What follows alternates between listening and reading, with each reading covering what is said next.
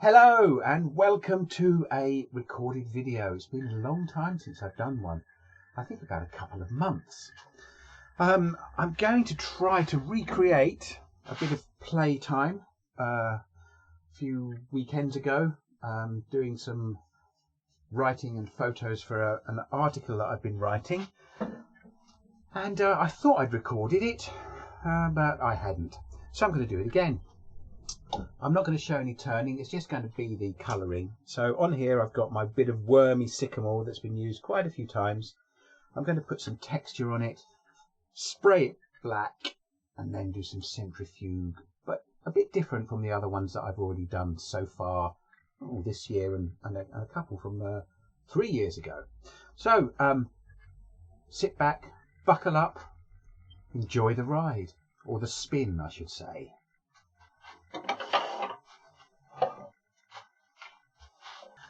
And this is the tool that I'm going to be using, the Robert Sorby spiraling cutter on here, not texturing one. And I'm just going to put sort of a little dimply pattern on, nothing too fancy. So you need to make sure you've got enough room between your tool rest and the wheel. That's going to be too close, so come back a little bit. Lock the tool rest down, and you also want to make sure that you're cutting on about centre, slightly trailing. So let's get that tool rest up a bit. Okay, now I'm not going to put too much of an angle on it. I'm going to use this side of the wheel and just moving it across. Here we go. Speed wise, I'm looking at around about 1,000 or so. So also when this wheel starts spinning, make sure your hand stays behind the tool rest. You don't want it being cut by the wheel.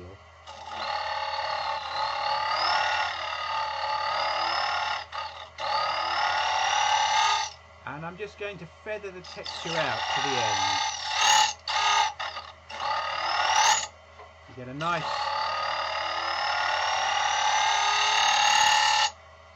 even texture.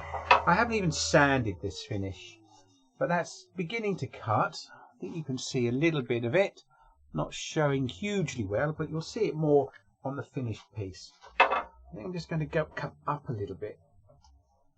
Okay.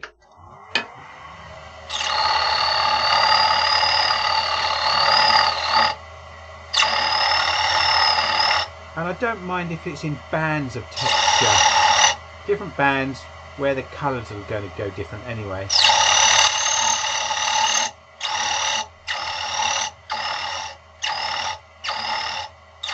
It's very easy to let the wheel drive itself off. So it's easier if you can lock your arm down onto the tool rest. I go above.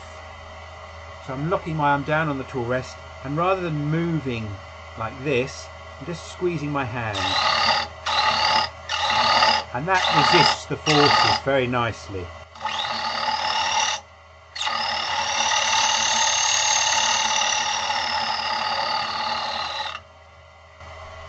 Let's have a look what we've got. Might be able to see it a bit better. Yeah, just about I think. But it'll obviously pick up a lot more when the colour's on. Now, when this is finished, there's some bits here, some nice where the worm holes have been. You can see them round here actually. In here, this is not some nice little bit of white colouring, deep worm holes.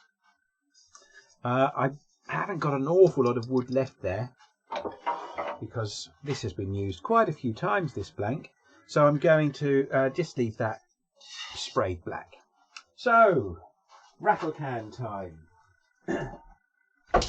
Bit of ebonising lacquer.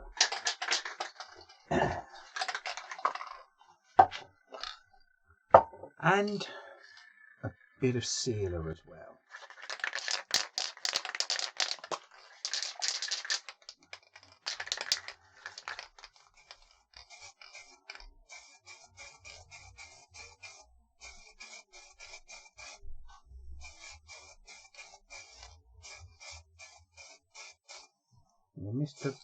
Missed a bit.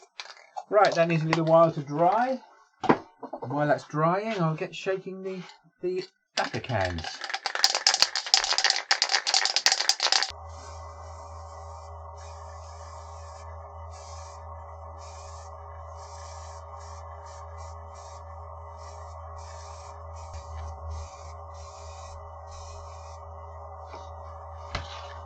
Don't forget to wear your respirator when you're spraying. Right, I'm going to leave that to dry and go and get a cup of tea. Right, I'm going to be using chestnut iridescent paints. And in the past, the centrifuge stuff I've done has often just been a line of paint on the inner edge and just let thin lines come across. But I'm actually going to do several different lines and let the colours blend together. So we'll have bands of colour, hopefully with a little bit of centrifuge effect. See if it's repeatable from what I did before.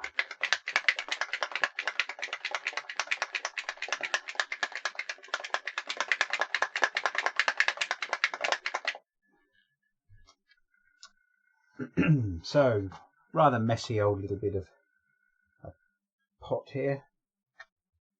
Little squeeze of the paint. And let's get some speed up.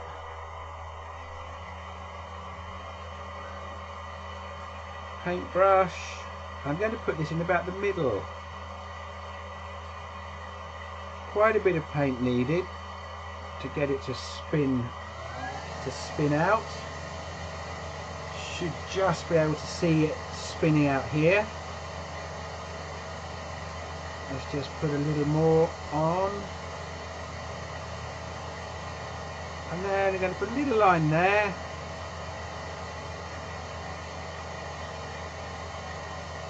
I'm watching out that I'm not going to get a drop on the bottom of the brush here that then falls and gets caught. I'm going to try to avoid that. And then at this far edge, oh, there was a little drop there, but I think I was alright. Just going to put some yellow there. Oh, just going to put some yellow there. Mainly because I've still got it left. Right, give that a moment to spin and I'll clean this brush up. I'm not too worried about the colours combining, so I'm just going to wipe it with a bit of paper towel. Clean it up. Right, so when I turn this off, I'm hoping that this part here is going to have, the fainter part going to be lines of yellow running across.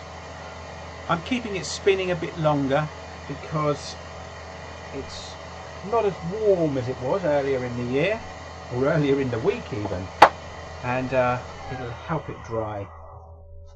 Yeah, so I've got not so much of the lines coming here, but I've got some coming through there. That I'm quite happy with that.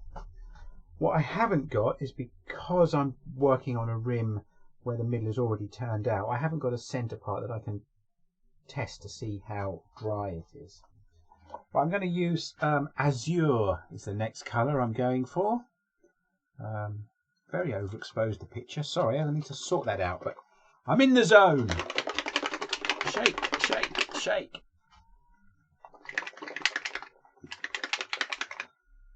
Right, next is Azure, and I think actually my video pictures are a bit overexposed today. Oh well. You'll get the effect. You're over there, aren't you? Not up there. Now you're up there. Okay. That should have given enough time to dry, that little fooling around with you. So, lathe back on, brush in. Now I'm going to put the speed down while I put the paint on,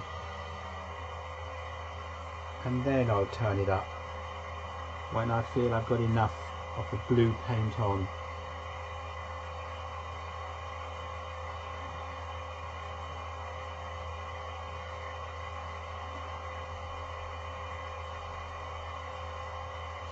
Okay, let's speed up. So you should have seen that darker blue coming over the yellow. Now I'm not sure there's going to be enough to push it past that yellow. Let's turn it off and have a little look. This is the fun of centrifuge. Yes, that has gone over. Very nice. Some of the blue's even gone all the way to the end. I want to use a couple of different blues at least, so I'm going to go to one of the other chestnut blues, iridescent, and this one is turquoise. There we go, turquoise. Again, I'm not worrying too much about the colours mixing and blending, but I will, as before, put the speed down a bit before I put this on. Oh, dipped it in the blue. What a fool! Turquoise, that's the next one. Right, so this one I'm going to put at that little point there. You can see it's already turned a bit green. A little bit there. And on that junction line another little bit. And then a bit further out. And a big blob of it there. This probably won't be the last colour. I think I'm going to do another blue.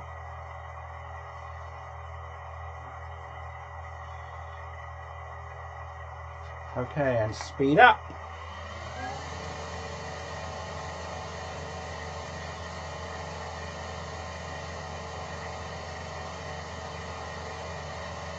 And let's have a look. Yes, the yellow is getting quite gold looking, so I think I might come back with another go with that. But it is, you can see, hopefully you can see the texture. Depends how sharp the picture is really, doesn't it? Right, let's clean that off. I've got a bit of yellow left. So just to liven it up a little, putting my turquoise brush in there that I've cleaned up a bit.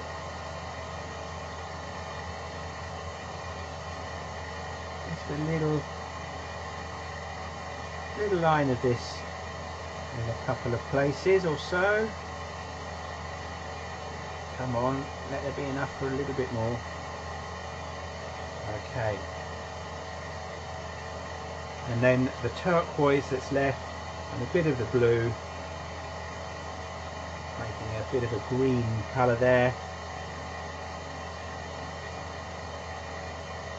That's the last blob of paint, I think. And hopefully those outer radial lines that have been flung off have had time to dry. Keep it spinning.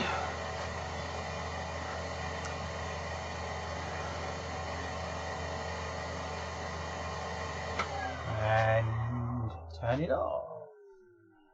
Wow, very, very nice. I'm very pleased with that. There is a bit of a black line there, but oh dear. Does that matter? I don't think it does. Right. I don't know how long that's going to take to dry.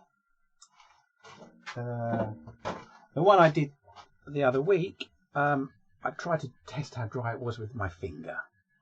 Yeah, and I think even on this wide shot you can see the damage that I did and tried to repair. So I'm going to give that plenty of time to dry. So I won't make you watch the paint dry. That would be too mean, wouldn't it? Wouldn't it? Getting closer. Okay, let's get it out of the chuck. Now this has no finish, and I'm not going to put a finish on it. Not because it's not going to survive for much longer, but mainly because it's a bit too cold in the shed. Well, it says 13 degrees. Well, lacquer's going to take a bit longer to dry off. But I really like the effect that gives. The iridescent colours, they blend together so you lose the vibrancy, you know, of the colour in the bottle. If you look at the yellow compared to where the yellow is on here, it's more of a sort of golden colour. And obviously the turquoise and the blue have gone a little bit green in there. And there's the lines running through, because I had yellow there to begin with, they've got a nice sort of gold fleck to them. I think it gives quite a nice sort of fake ceramic sort of look to it. I like I didn't really think about it too much, but the yellow at the end, the inner and outer rim, looks very nice. As you know, I wouldn't normally keep it black in the middle. I would sand that out so that we had a wood finish, but well, actually there's a bit more there than I thought there was, but I don't want to turn this into a funnel. That would be awful, although I might turn this off and do something else another day. Hope it's been fun. Well, it's been fun for me. Hope you've enjoyed watching it, and hopefully it won't be 2 months before the next recorded video. Thanks for watching.